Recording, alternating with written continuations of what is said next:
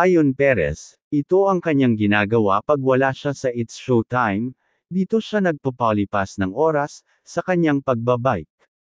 Makikita na sumasabay sa mga sasakyan, pero ingat naman ito.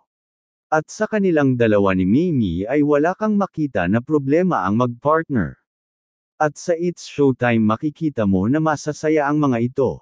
Ang saya nila at nakakaaliw ang It's Showtime family. Pasensya sa mga araw na wala tayong update, at sa mga bago dito huwag kalimutang mag-subscribe para laging updated sa ating channel.